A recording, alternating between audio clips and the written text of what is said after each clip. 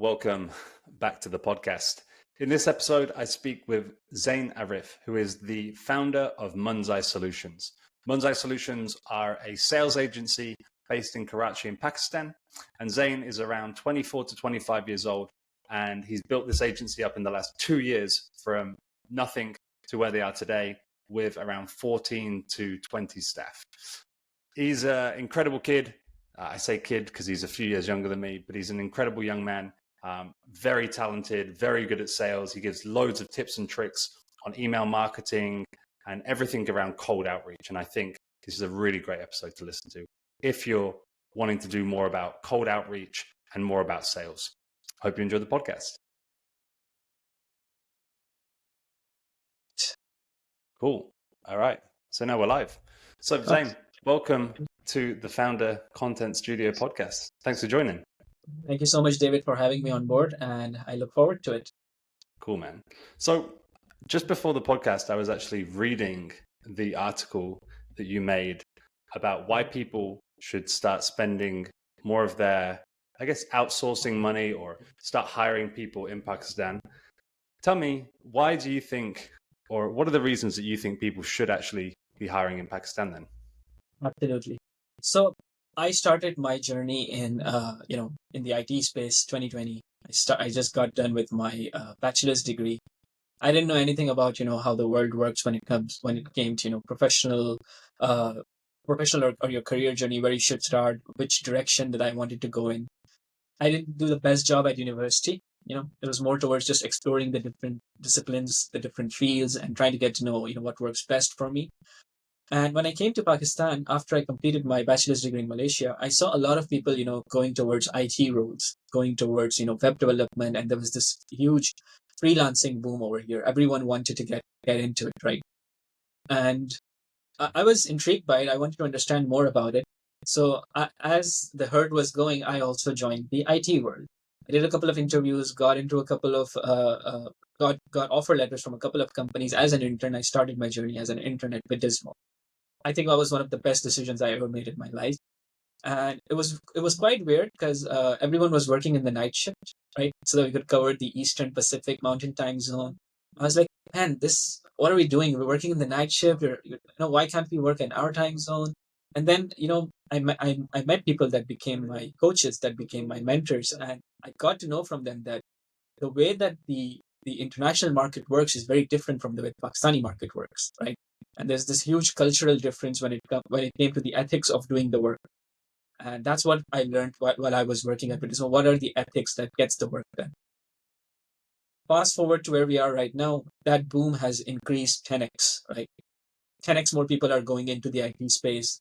A lot of people are earning. And one of the reasons that the local population here wants the world to outsource over here is that we've kind of upskilled ourselves in various categories.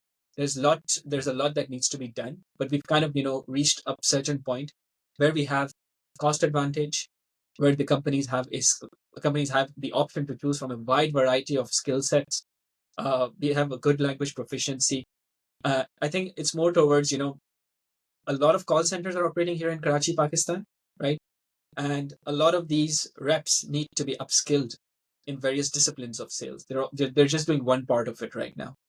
And that's where I saw there was a gap over here, that we could, upskill these team members and bring them, up to speed on how the world is working right now in terms of sales, the different sales strategies, how it's being done in Western world.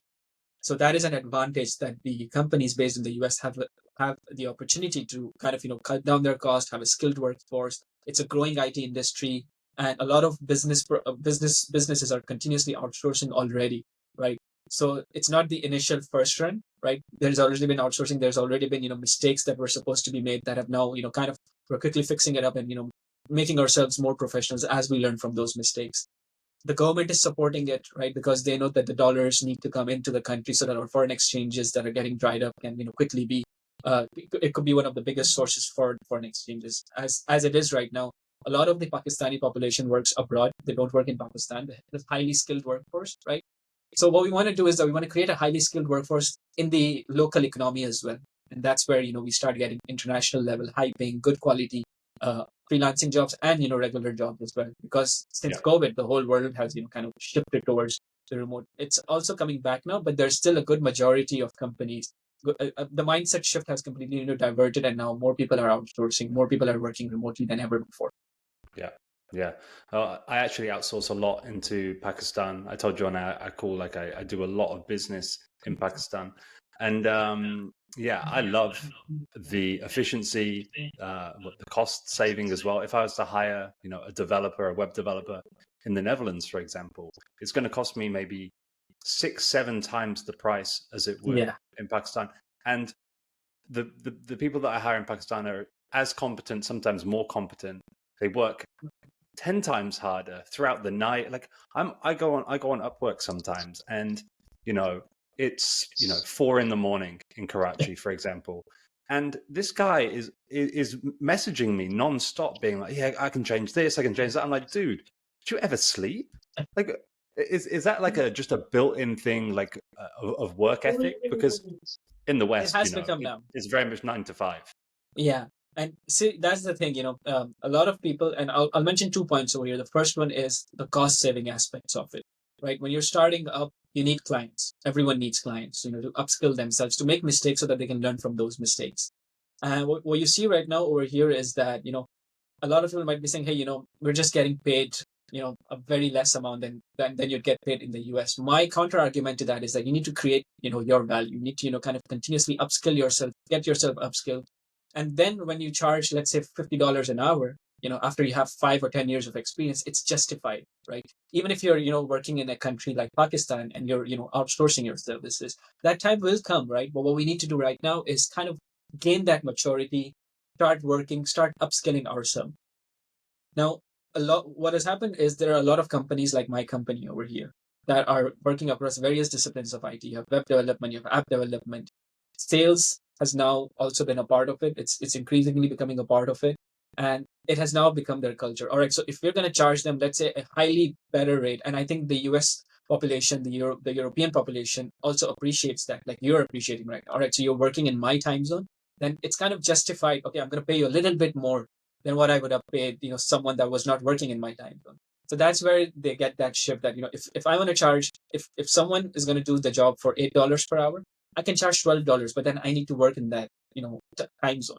That's why our company also operates in that time zone. So if you want to do a change right now in your website and someone's going to take 8 hours to do it, then the price goes down. But if you want someone to do it right now, then, it's justified then. And you keep growing that skill set, you keep improving, you keep learning new skills. A time will come that if there's a freelancer in the US that's charging $50 an hour, then you're also going to be justified because you'll have the case studies, you'll have the references, you'll have the materials to show your value and your work. So I think that's what has shifted in the last couple of years. As you're working in Pakistan, what has your experience been so far? I'm pretty sure there's always bad experiences, right? We're trying to cover that up. We're trying to, kind of fix those mistakes as we also grow our company and try to become more efficient, try to apply better tools and, create that kind of a mixture where, you're getting value. And at the same time, you're continuously getting upskilled. The team members that are working with you are getting upskilled. And the client relationship with the company is also becoming long-term and deeply embedded. So you're doing right now, you might be outsourcing website design or graphic designing. If you have a good experience, you might look into Pakistan to outsource something else as well. Even if you have a cheaper country or a cheaper or someone somewhere in the world charging a lesser rate, you'd be more inclined towards working in Pakistan if continuously every organization had delivered you the best results that it could or it can. Yeah, absolutely. And then to be honest with you, I don't know if I've been lucky, but I've seemed to have really good people. And one thing I do that I vet people out pretty well, I think, across different skill sets. I think that's really important as well, that people have to take a little bit of due diligence and actually, it's like a hiring process, like you would for your own company. You have to vet people, you have to give them a trial, and yeah, you have to pay for it, whatever, but you have to give yourself lots of different options, see who's the best, and then go with the best. And if you just take the first person that comes to you and you end up getting burnt, that's kind of not their fault. It's also, you've got to take on a little bit of accountability on that as well, right? Exactly. Just like in every setting, there are people that are just, waiting to not do the work and just get paid. And then you have people that are actually willing to get the work done. What happens usually is that the people that are not ready to get the work done, get highlighted a lot than the people that are actually getting the work done, because they're doing the work. They don't have time to advertise themselves, right? They need to get the work done ASAP. They don't have time to run just run campaigns about themselves and what they are. It's usually the people who don't get the work done that have the time to get them, because they need a continuous flow of clients to kind of burn, and that's how their cycle continues. Fantastic. Upwork is a fantastic site for that, because obviously you get the top rated people, the up and coming people. Upwork really tries to separate the good from the bad, the people that are scammers and the people that are really excellent. And I think they do a very, very, very good job on that. But still, Absolutely. It's not perfect. Yeah, like every system, right? But I think what they're trying to do right now is kind of come up with those risk reduction strategies that gives you the best results. So if I was a new person on the platform and I wanted to kind of get a job or get my first job, then obviously I would have to have a lower rate. I need to increase my I need to first get those reviews in. Now that's what I keep telling people. You get a lot of reviews in, you have great reviews, then you want to charge a higher rate, go for it. A client that's actually looking for quality would never kind of judge you on the fact that you're working from Pakistan or you're working from a country that I could get a very lower rate at that country. You turn them on value, like, okay, you're gonna get it, that's true, but I'm here, I'm working at 3 a.m. at your time, at my time, so that I can service you. That shows that I'm hungry, right? And as more people become that hungry, as they are right now, as you can see from your experiences as well, I think that's what's that is one of the best advantages to outsource to Pakistan, because a lot of the population here is also young, right? We have a very large majority of the population that is young, that's eager to learn new skills. And once they get the right mentorship, once they get the right skill sets, they can definitely create a huge impact for the international organizations. Yeah, I'm dealing with like at one time sometimes 20 different video editors, and it's funny. I'll contact one video editor and I think I'm just dealing with one person, but little do I know that he's actually the face of the organization on Upwork, and he's actually in like a mini agency with like 10 other people. And when he told me this, I couldn't believe it. I was like, that is so smart. Actually, he uses his Upwork profile as like the lead magnet because he's got lots of good reviews and all that stuff. And then the work comes into him, and then he distributes it out to other people. And I thought that, and this kid's, and he's he's around 24 years old or something, around your age, right? You're around 23. Yeah, 25 right now. Yeah, he's around your age. I was like, smart little fucker. That is unbelievable. He's That's amazing. Yeah. And he's not the only, and the corporate world. We didn't have this, this market of outsourcing where people are continuously outsourcing to individual freelancers. Yes, it did exist. It's not that it didn't exist. It wasn't mainstream. Now that it has become mainstream, I think that is a very good advantage for companies that are looking for good talent to, kind of outsource, that they have the ability to work with a very young population, 18, 19, 20, 24 years old, that have that might not have the best skill set, but they're hungry, they need to learn. And I think that's the investment that these companies would make initially at a very lower rate to get them upskilled. And then, they have a long-term relationship, a long-term partnership with these companies. Absolutely. And is that kind of how your progression went as well? So you basically started on Upwork, right? You were offering digital marketing services, as you told me in the first Sales. Sorry. And then weren't you first offering digital marketing and then you moved into sales? It's a very funny story. Tell me about that. So I had a friend, and I was kind of looking for a better opportunity than my current job. I was kind of exploring my options, as they say. And he came to me with the idea that we should start something of our own. I'm like, do you know how costly that is? Do you know how expensive that is? He's like, we'll do it. Let's just try it out. Let's take the risk. And I said, all right. I mean, this is the age that we can take a risk. Why not? Let's try it out for 2 months. We'll see where it gets us. Fast forward, it's been two years right now. So we started this company. We got an office space. We got chairs. We didn't have one single employee. We didn't have a single team member.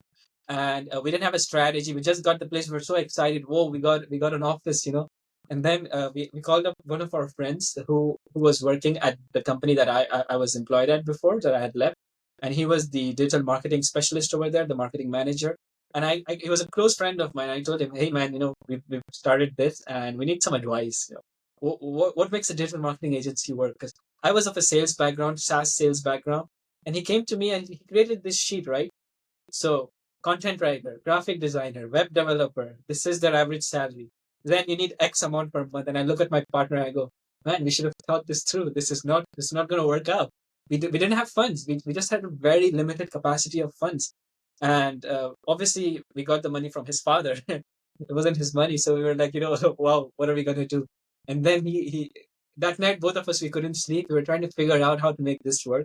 And when I had left my organization, the company I was working with, I went on Upwork, I created my profile, and I started, just randomly applying to a couple of, remote jobs. And that same night, I landed a job.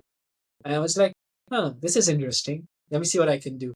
And that company, it was a very low rate, very low paying opportunity, but I took it. I told him I'm going to get it done.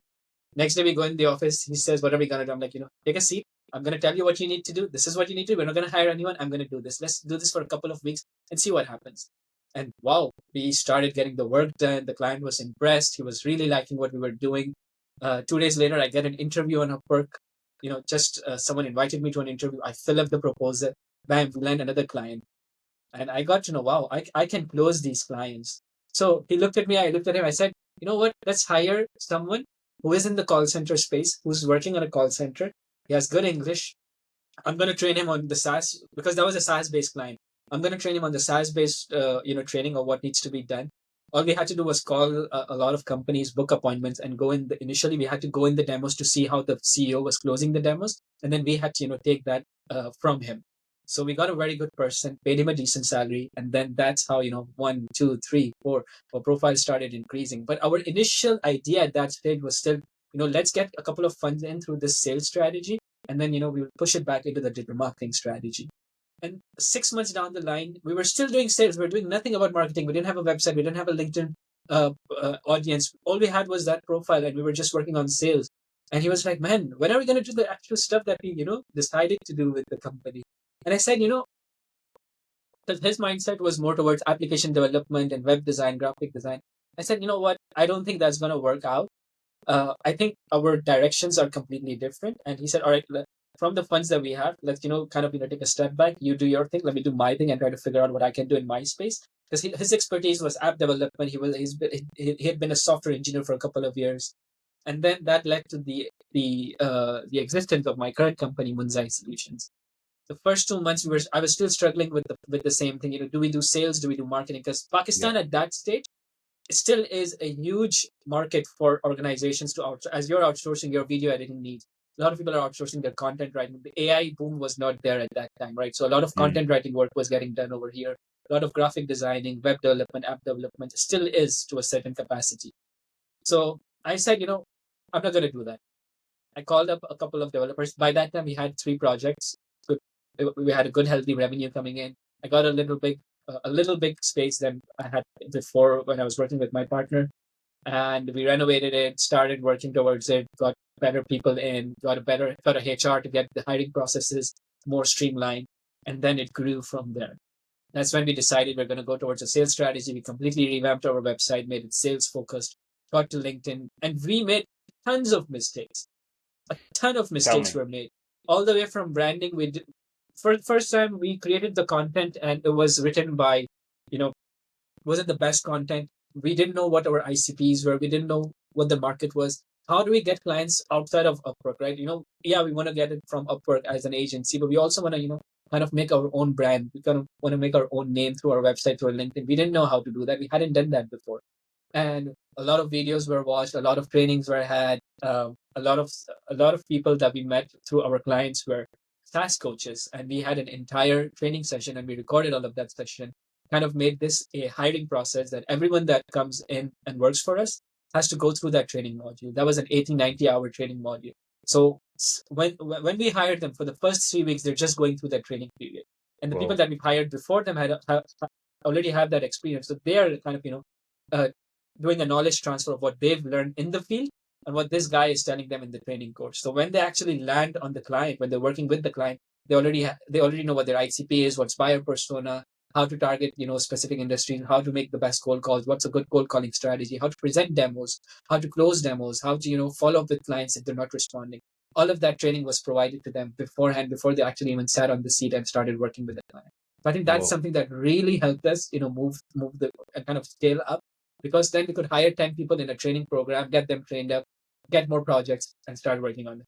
At that time, we had a good flow. Marketing was good. Sales were, the prospecting was doing good. Revenue was coming in. And then that's when we started actually making our website. A lot of people do this mistake that they make the website first and they have everything, in there, and then they're starting plans. Our website didn't come 8 months till we had, actually started developing our revenue streams because it was bootstrap.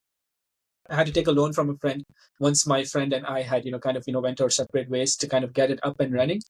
And yeah, that's I think I've said a lot. No, I've no, given you that's a minute great, to mate. speak. No, no, no, that's great. Like, a lot of questions to, or a lot of things to unpack in there. So, what were some of the biggest lessons you learned then from, let's say, a branding perspective, and how to attract people outside of Upwork? What was some of like, to give me like one of the biggest mistakes you made, and then one of the, like, probably the best things you did? So one of the biggest mistakes I made was I thought, hey, what we need is just a basic website, and then we're going to go to Facebook, we're going to go to Google, we're going to run tons of ads, right?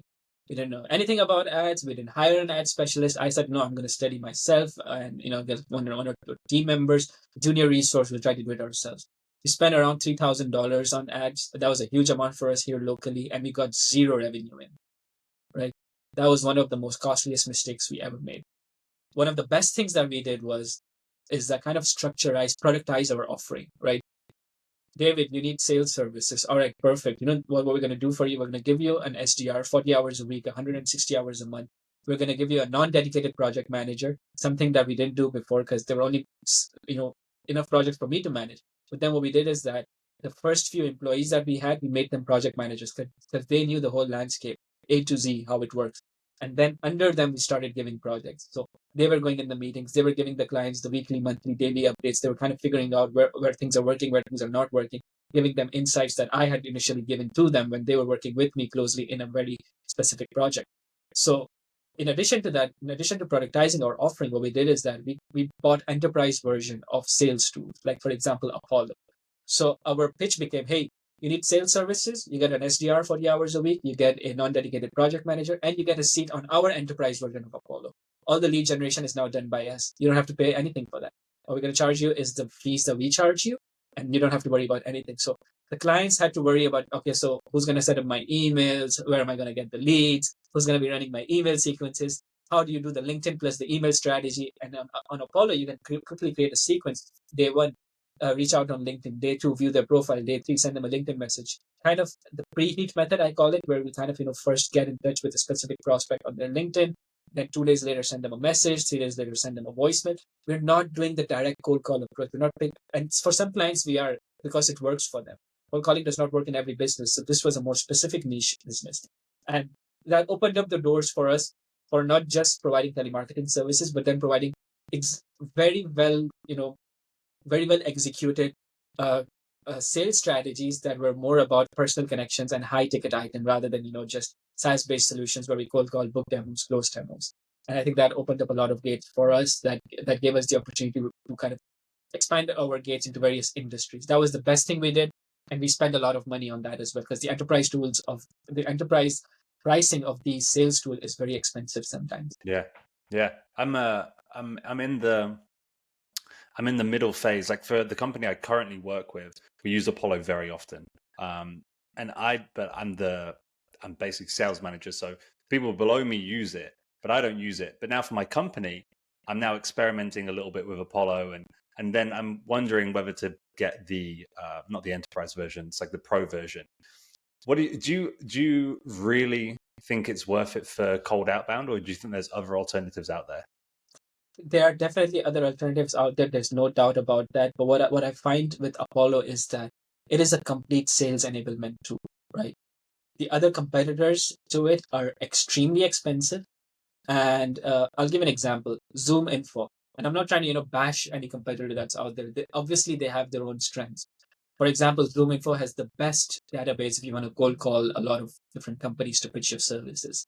But ZoomInfo also has Bombara. Bombara is the best intent data provider, right? I search something like VoIP, it's going to capture my intent data, and if you're using ZoomInfo, you'll be able to see that Zain from Munzai Solution has searched for these search items, which means I'm actually looking for these items, right? For example, a VoIP or a HubSpot CRM. Now, the same thing with Apollo's version 3, they've launched Bombara integrated to their platform. which was one of Zoom.info's highest, selling points. That we have Bombard intent data. Apollo also has it, and Apollo is a lot cheaper than Zoom.info. So why I find Apollo good for my business is that I can kind of productize my offering through it, right? So the clients don't have to worry about how many emails we're going to be sending out. How are you going to acquire that data? And Apollo also has some issues, like for example, the confidence score of their data isn't that high. But then there are other tools out there that if you combine with Apollo, I extract 10,000 leads, I can run them through Million Verifier and get only the leads that are good. And then I can re-upload them into Apollo and run those sequences so my spam rates are lower. Apollo recently launched the email warm-up tool. Warm alone costs $49 per email account. Think about a subscription where you're getting warmed up emails, you're getting a dialer, you're getting LinkedIn, sequence building. And basically, it's a sales enablement. All you need is someone to help you manage that. That's Munzai Solutions. We come in, we tell you, all right, this is what we're going to do. We've done this before. We have results. We have case studies. Our clients love us. We'll provide you with references. You can call our clients up and ask for reviews. So I think that's the best thing that happened to us. The worst thing was the email campaigns. When it comes to specific branding, to address your earlier question, we're still not there, frankly, David. We're still experimenting. As you can go, if you go to my LinkedIn profile, we've kind of come to this approach where now we are kind of promoting a lot on LinkedIn versus where we were not doing that before. We're kind of creating content that is attractive. We're creating content that is relevant. And we didn't reach this stage overnight. We had to experiment a lot. Is our branding okay? Is our colors okay? Should we change the logo? Should we make it more interactive? Should we have on LinkedIn, should we upload a document and make it like a PowerPoint, or should we just upload a text base? A lot of these studies were done. A lot of these experiments were done, and now we have a good strategy where we're regularly 2x or 3x on a weekly basis posting content on LinkedIn that basically backtracks to our website. And on our website, we have case studies and we have all of these well-documented infographics and blogs. And that is something that took us a huge time because we didn't know what we're doing from a marketing perspective. There came a point in my journey where I thought, hey, let's let go of the marketing department. That's our weakest point, and hire a marketing agency to work with us. So we're the sales agents, you're the marketing guys, you're the gurus, you do it for us. And we're still experimenting with it as I speak. And that's what marketing is, right? Continuous experiment to see what's working. We now have more information than we had a year ago, and that's victory for us. And as we continue to iterate and reiterate, we will reach a point where we'll start getting traffic. We have had forms being filled on our website and converted to clients as well. Cold emailing for our specific brand has also worked, and it has converted some of the leads into paying customers today for us, in addition to our channels such as Upwork and LinkedIn. Cool. So I'm guessing as a cold outreach company, most of your clients come from cold outreach yourself, right? That would make probably the most sense. Yeah, absolutely. and it doesn't surprise me that marketing was a weak point, because for most sales guys like myself, marketing wasn't really my strong point. I'm also a sales guy, so learning about marketing and conversion rate and all the weird different KPIs that come around with that. Yeah. It's so alien to us. We're just like, all right, how many cold calls do we need to make? How many emails do we need to send? All right, how do we get this guy on the phone? When we've got him on the phone, how do we deliver the right presentation? That's more our thing. But yeah, I totally get it. The marketing stuff it's confusing. But here's the thing. If you can crack the code where you have a marketing team that is aligned with your sales team, right? So the sales team is saying, hey, we serviced these 3 clients this month. I think we did a great job. They really like us. Marketing team should be, hey, let me get their reviews. Let me create case studies for them. Let me create blogs so that we can target similar industries or similar competitors for them. They write that up. They start posting it. They start doing their outreach on LinkedIn. Sales team gets more leads. They go to the marketing team again. And I think that's how this cycle flows. This cycle has taken us a huge time to kind of uncover how this should work. Obviously, there are videos out there. There's a lot of information that's out there. But when you start doing it yourself, when you start experimenting yourself, then you start to learn. That it's not a straight path to it. There are various curves that come along it, and your curve should be very unique to your business. It can't be the same as company X, Y, and Z. Yeah, you have to make your own mistakes. Yeah, I totally agree. And whenever you're learning a new skill, it always takes so much time to get to the level that you want to get to. But that's why sometimes hiring somebody who is 3 or 4 levels above you is the best thing to do, depending if you can afford them or not, because a lot of the best marketing people are quite expensive. I don't know what it's like. Do you hire? I'm guessing nearly all of your team members are in Pakistan, right? Yeah, everyone here is in Pakistan, and what we've done is that And the thing that's worked for us is always having those team members that are, not at that 4 or 5 level, so that we can grow with them, right? If we Mm, had someone that's 4 or 5 level, it kind of creates a cultural gap within the organization. Everyone that we have right now in the office is between the age of 19 and 24. We're all youngsters.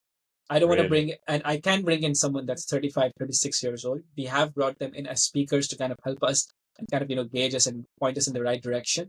But we haven't hired them up because, and we did that before. We did an experiment. We hired someone that was 35, 36, 38. It kind of backfired. There was a lot of cultural issue. There was a lot of, the team building just wasn't there. Gelling Yeah. wasn't there. Because it's just because there's this problem over here that 38, 39, 42, they think they know everything, right? They're not ready to learn that with time things change. Everything has changed, right? How they Yeah. did sales versus how it's done today, the tools that they were using versus the tools that are used today, the strategies that worked at their time are not going to be are not going to be relevant or might not be completely relevant at this day and age. So you have to change with the world, right? And that's what sales is. Every day there's something new. Every day there's a new technology that's out there. Every day there's a new update. You need to keep up with that, and you need to kind of change yourself as things go on. And that is something that's been really successful for us as well. From a managerial perspective as well, because we're all doing our MBA together. Like I tell the team, all of us, we're doing MBA together. I'm learning, you're learning, we're all learning. Let's keep learning, and that's created a very close knitted culture, so good that none of our team members since day one has left us. They're all Wow. here, and it's been 2 years, and that's and it's a joy to work with everyone. That must be awesome. And how did you then go? Because that must be quite difficult for you then, as a you know a, a young first time entrepreneur.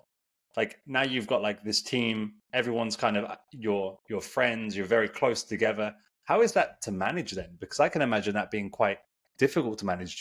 Giving maybe some bad news or some negative feedback, or how do you manage that? And what is your style like? And how have you adopted that? So I've created a custom style, in all honesty, right? Where what we do is that we have a hierarchy, right?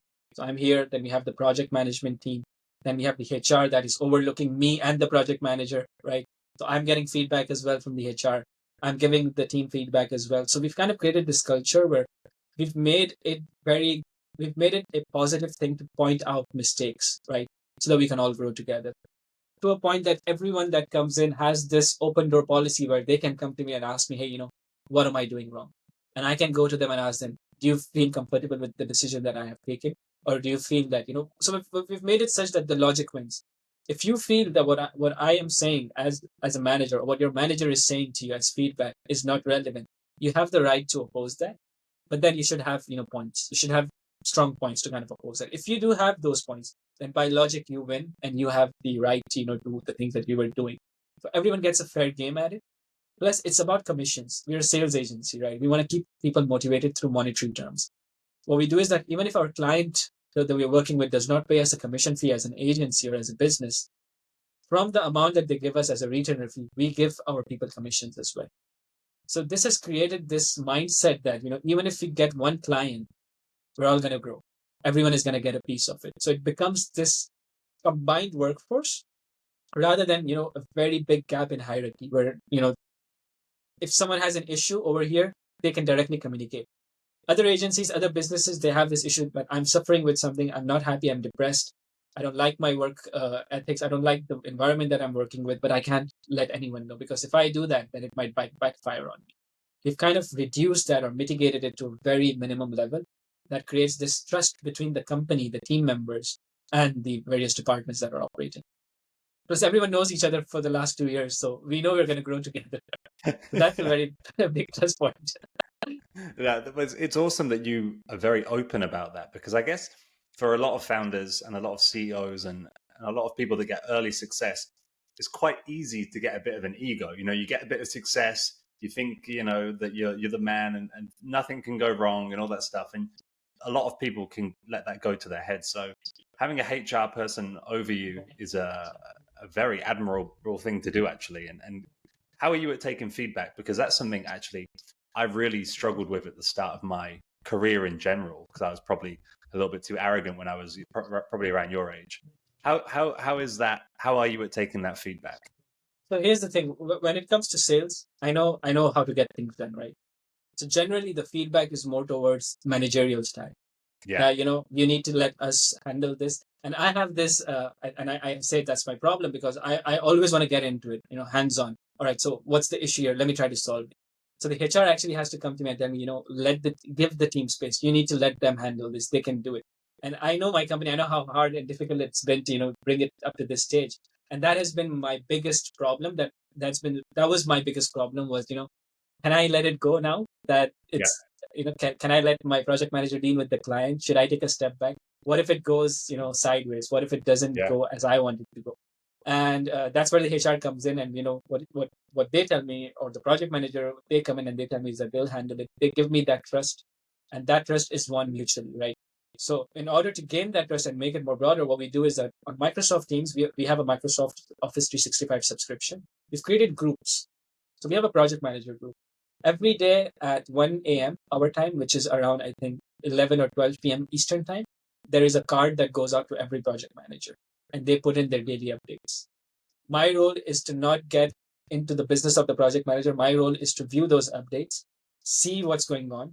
If there is an issue, they will come to me, or I would go to them saying, okay, I read this update. Let's try to do this, this, and this. Let's try to fix this.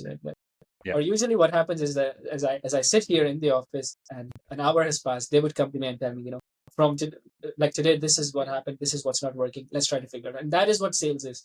We have no problem in accepting that sales is an everyday journey. You change every day. You reiterate every day. If an email isn't working today, we change it. We give it, obviously, we give it time to experiment and run A/B tests. But we try to, we don't try to dwell on the fact that, no, this might work. Let's give it some time. We see the statistics, we change, we move on.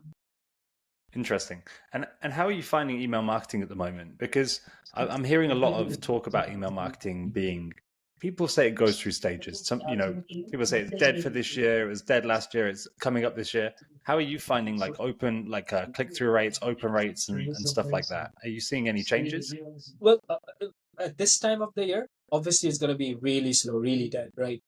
However, we are still getting responses for some of our clients. There are a couple of strategies that we're using, and if you're aware, the Google has released new rules for emails that are going to send out 5,000 per email account, 0.3 spam rate, and some of the strategy that we're doing to cope up with this change is having multiple mailboxes, always having warm up on all of our email accounts, per domain, per email box, only sending out 30 to 40 emails.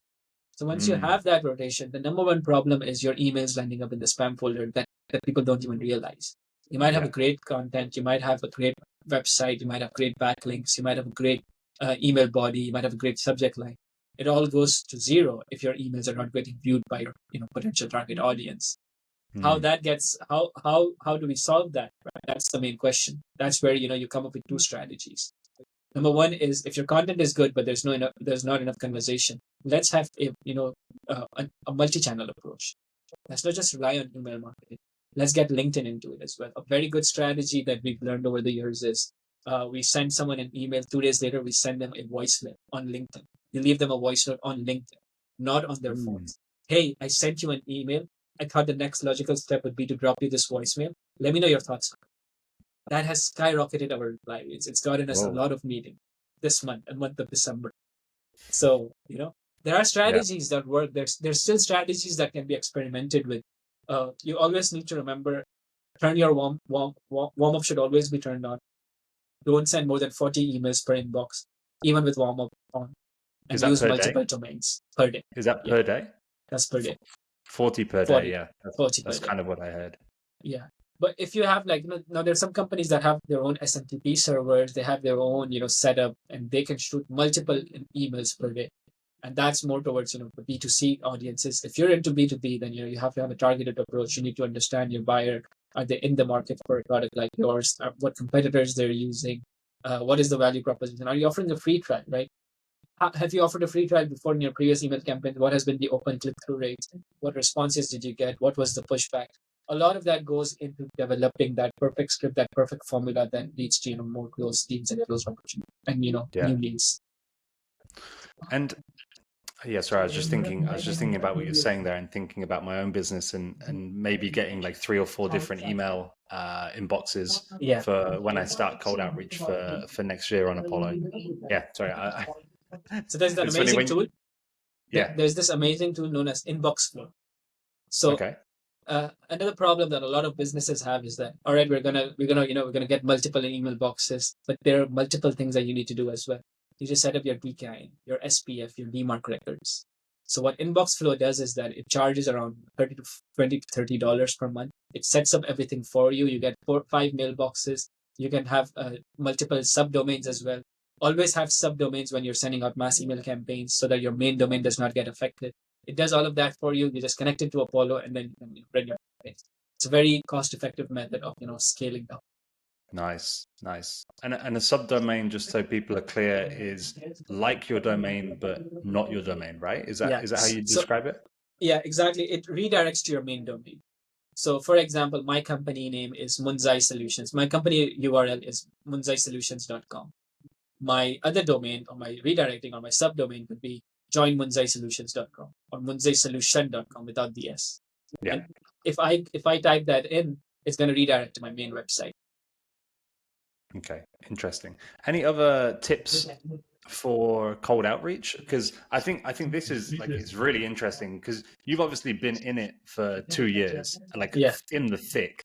Like, what are other things that have really worked for you? Like, let's get like a little bit more tactical. So, what absolutely. are some of the things that really worked for you and for your clients? So we've tried the strategy where we're sending out the emails first and then calling them up, right? We've tried a strategy where we're calling them up, getting their email addresses, and then sending up them the email. It works. It differs industry to industry, vertical to vertical, right? We've also tried campaigns where we've run a lot of email marketing, no response. We've switched to entirely cold calling. It's given us 10x, 20x return on our investment, on the client's investment on us. So a lot of that goes into it. But one thing that I found really interesting and quite recently is that things are changing, right? And we need to adapt with how things are going forward. Just a cold calling strategy or just an email strategy does not work anymore, as a lot of people say. You have a more targeted approach. David, if I was to reach out to you if I was to reach out to you to offer you my services, I would first go to a recent post on your LinkedIn and write a comment over there, not related to my services at all. I would try to get into your head that, oh, Zain has left a comment on my post. 3 days later, I leave another comment on the post. Day six, after 4 comments on your post, I send you a LinkedIn connection request. I wait 2 days for you to accept it. Let's assume you have not accepted it. I send you an email. Let's assume you didn't see my email. I send you a voicemail on your phone number. I try to get your phone number. You use a folder for that. I send you a voicemail. I have now I have 3 strategies. I have 3 main routes to get connected to you. I've left a voicemail. I've left you a message on LinkedIn. You know me because you've seen a recent comment on one of your recent posts. You've gotten an email from me. If I get through one of these channels, then I kind of go towards the next one, right? Mm, Let's see, if you did accept my connection request and I sent you an email, I leave you a voicemail on your LinkedIn. You saw my email, but you didn't respond. You saw my voicemail. You might have responded to me. If all of these strategies fail, I go to your website. I fill out a contact us form. Hey, been trying to get in touch with you. I left you a message on LinkedIn, commented on your post, sent you this. The reason I want to reach out to you is that I want to inquire about your plans for 2024. Do you have are email marketing and cold calling part of your strategy? If they aren't, have you used them before? Have you had bad experiences? This is what I've done for one of my clients, YMM, and this is the return on their investment. This is what they got. I'm not trying to sell you anything at all. I first need to understand your business just as you need to understand me to see if we would be a good fit for each other. If that makes sense, let's quickly hop on a 15-20 minutes virtual meeting, get ourselves introduced, see if there's an alignment, and if not, we can just enjoy a cup of coffee and get to know yeah, each other. nice. And So and do you guys that was perfect. It sounds like you've done that before, right? yeah, absolutely. And how are you guys with because lead magnets? Let's talk about that a little bit because that's a really really nice topic to get a little bit maybe more tactical on.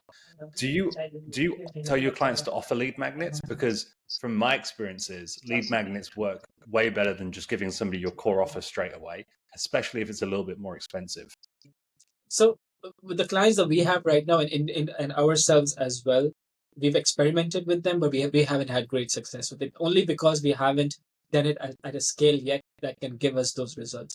The lead magnet that we were going towards was a free sales audit, right? And what that entailed was, hey, what we're going to do is that we're going to run a mass email campaign, and our lead magnet is that we don't want any. We want to reduce the impact as much as we can before the client gets a value out of it, right?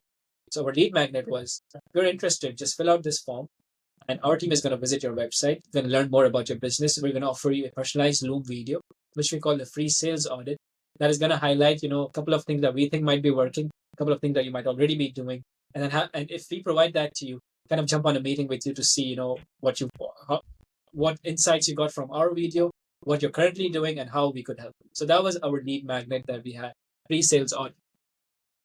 Some organizations, some of our clients use a lead magnet like having a PDF copy, an email copy, a book that kind of gets people introduced to their not their service entirely. Like we work with one of our clients, which is a goal setting plan, right? And then what we do is that we run an ebook first. Those who download the ebook, we get their email addresses and we run an email campaign to them. It hasn't worked out for us, in all honesty.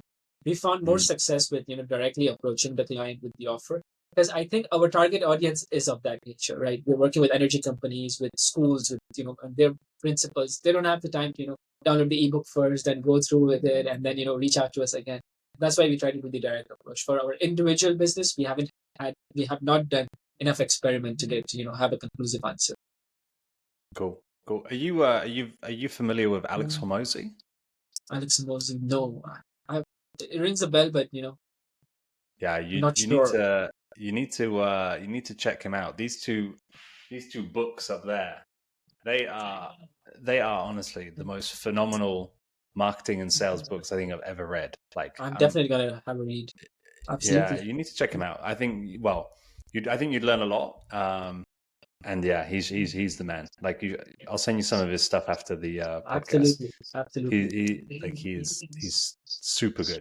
All right, let's talk a little bit more about some of the reservations and probably obstacles you come up with trying to sell to companies in the West, right? Because I feel like, or I know that there is this feeling. We talked about it with Upwork.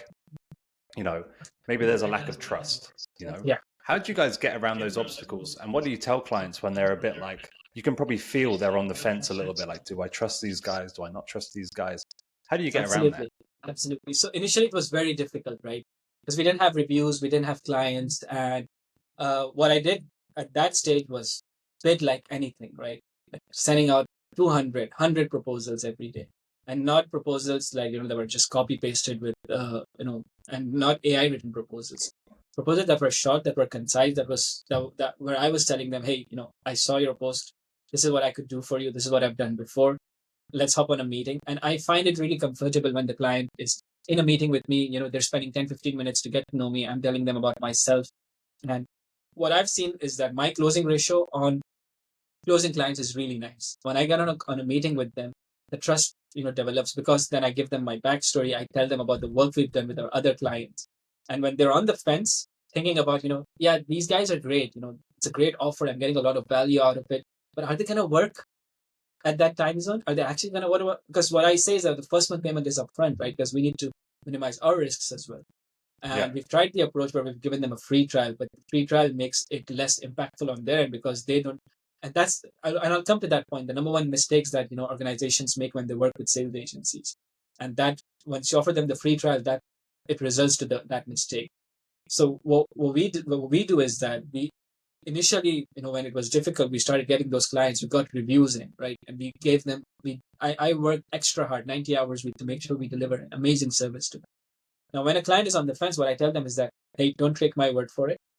If you feel that this is a great service for you, but you kind of on the fence because of our region, our locality, where we're based out of, I haven't lied to you. A lot of freelancers lie. They say they're based in the US, but they're here in Karachi, or they're somewhere else in the world. What my opening line is, hey, my name is Zain. I'm based in Karachi, Pakistan, and my company is registered in the UK.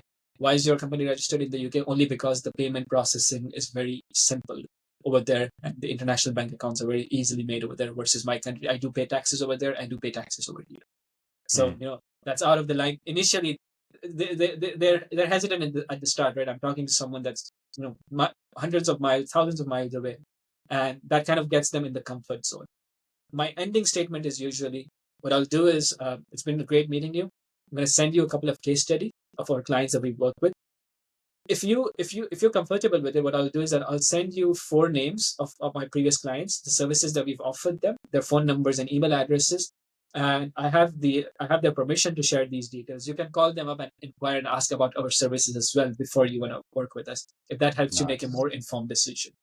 That usually gets them 9 out of 10, because then they call Nice. these clients up, and we have great relationships with our clients. We have created even the clients that we're not working with right now. We're connected to them. We have a monthly or a 6-month, 4-month sync, just to see how their business is going, how our services has impacted them, and kind of develop that relationship. So it's now become more towards develop these relationships that are now helping us to increase our market share and grow businesses. I can imagine that your closing rate is pretty high. You talk like extremely well. Thank you so Where much. Where did you learn your sales skills from? Was that from Yeah. your first SaaS kind of job? Yeah, absolutely. My mentor there was Mr. Nadeem Khan, and hats off to him. He really grilled me down. He taught me a lot of the things that I know today, and he basically instilled in me the way to work, right? Because at that age, you really don't know how how how does the work get accomplished. You've run theories at school and in university. You've read books about the 4 Ps of marketing. You've learned about HR policies. You've learned about a lot of this. When you actually start doing the job, right, you need direction. And uh, my mentor, he really gave us a direction. He showed me how things are done, how you need to get things done, how RFPs are filled out, how email marketing is done, how you approach clients. I used to be afraid of getting into meetings with clients. I used to tell my friend to hop on instead of me. And it's a funny story, because one day what he did was that he said, "All right, I'm going to join, but I have to go to the toilet. Why don't you just join and just be on mute and just turn off your camera? I'll be there in a minute." He didn't join in a minute, and I was there. I was scared. I didn't know what to do, but that is the thing I learned. Once you start putting yourself out there, the first meeting is going to go maybe bad, maybe medium, but you will learn the skill set that needs to be done. And that's what I did with my people as well.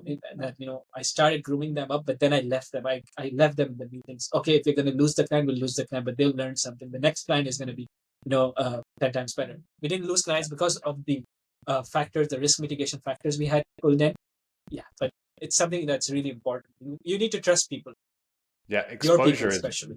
Yeah. exposure is one of the best ways for people to learn, right? And you even handing that over to them is a really tough thing to do as a founder, right? Because you want the control. You think, oh man, we don't want to lose this guy. But if you expose them to it, They'll they will learn. then be skilled up way quicker anyway, right? Yeah. So yeah, it's a tough one to do, but it has to be done.